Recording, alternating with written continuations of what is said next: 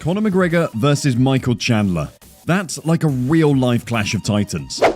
After Michael Chandler destructively knocked out Tony Ferguson at UFC 274, he cut an incredible promo during the post-fight Octagon interview, where he challenged the winner of UFC 274's main event, Charles Oliveira, and stated that if the fight can't happen, McGregor would be the man, even if it had to take place up a weight class.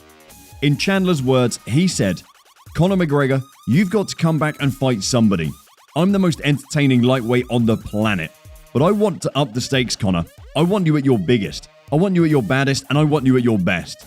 You and me at 170 this summer, this fall, this winter, holler at your boy." The notorious Conor McGregor, who seemed very intrigued by this call-out, responded in a tweet that reads, "I'd have a nice knock off this guy, no doubt about it. A fireworks spectacle. I like the 170 shouts also. Tipped him over. I'm definitely game to fight this guy at some stage in my career. I see it happening after tonight. Congrats on a solid win, Michael, and another barnstormer." This raises the stakes on who McGregor would face once he returns later this year, and most importantly, which division he would fight in. MMA pundits suggest that maybe he needs a redemption fight this summer to solidify his place as one of the greatest lightweights in the UFC. UFC strawweight fighter Vanessa Demopoulos showed off her insane exotic pole dancing skills in an interview with Helen. But before we show you her awesome skills mounting the pole, Vanessa had a few things to say concerning her fights coming up at UFC Fight Night on June 25th, 2022. I really look forward to June 25th. It is going to be different without having a full arena and, like people cheering and all of that. But, man, it's going to be amazing. I have an opponent who she's also a very intelligent opponent, and she's also a champion coming from Invicta, where I was the champion coming from the LFA. So this is going to be a very interesting bout, a very exciting one, and one that I just can't wait to step in there for. Well, you do fight at strawweight, and this past weekend, UFC, that strawweight title fight, Rose and Carla Esparza. What did you make of that fight? That's a really difficult fight to talk about because there wasn't so much action that had happened, so there aren't very many pivotal points, but I loved how aggressive Carla was throughout the entire fight.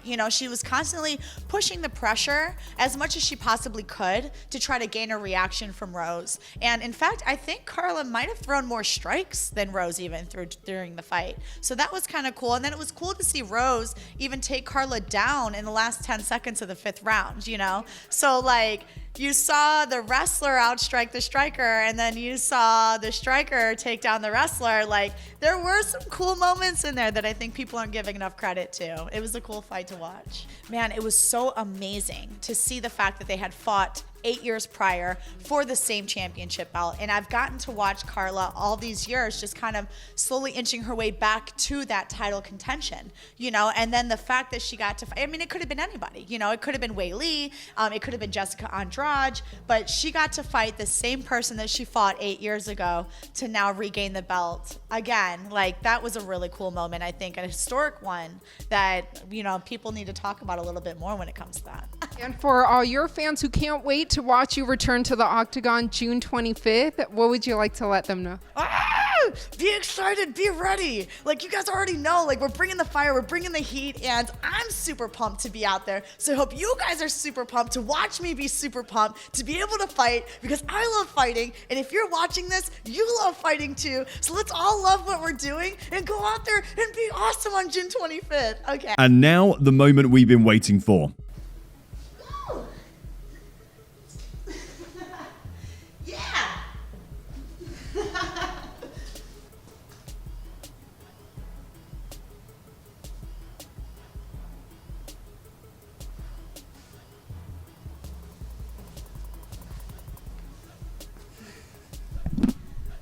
That was amazing. Thank you. Can I try?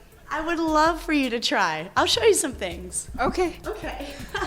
While many MMA fans would love to see Helen try out on the pole, let's take our attention to some of the stuff going on in the UFC's strawweight division. New UFC Women's Strawweight Champion Carla Esparza wore the strawweight title to her wedding. Esparza got married to Matt Lamelli a week after defeating Rose Namajunas at UFC 274 to reclaim the UFC Strawweight Championship. Before the rematch with Namajunas, Esparza was worried about her title fight being so close to her wedding. However, it was more or less an additional boost to her morale to win the title, after some of her close friends and fans suggested she carried the belt to her wedding if she won. And she did just that. Here's a photo of Esparza, her husband, and the newly added member of the family, the UFC strawweight title. This marks Esparza's second victory against Rose Namajunas after she defeated Rose via submission in December 2014 to also claim the title. And on the contrary, Rose Namajunas believes she should still be the champion. She made this known during the post-fight press conference by saying this: "I won that fight. I stuck to the strategy.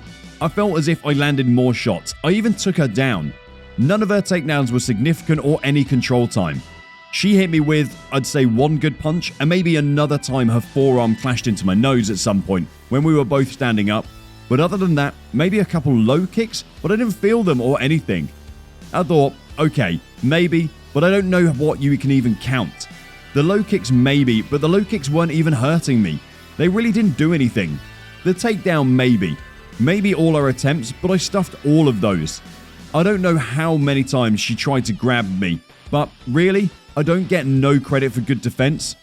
I think maybe the judges just wanted to see a slugfest like it was in previous fights, or something, so they weren't appreciative of good strategy. But as I said, I'm always in exciting fights. I can't have a strategic fight. I've got to F up this face. No, F that. Unfortunately for Namajunas, under the unified rules, strategy and defense are not legitimate scoring factors. So Thug Rose is now down 2-0 against Esparza. And as much as Namajunas admires Esparza as a boxer, it's evident that she's not thrilled with the way she lost her belt. If you're a new subscriber to our channel, kindly go comment "I subbed" in the comment section below and stand the chance to win our monthly shoutout contest. It's pretty easy. Go comment "I subbed" and win a free shoutout in one of our upcoming videos. Jessica Andrade seems to have an issue with the current strawweight champ Carla Esparza and her win at UFC 274.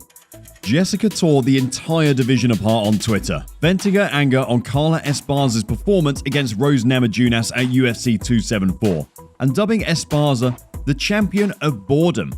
She wrote, "I take advantage that you didn't block me on Twitter.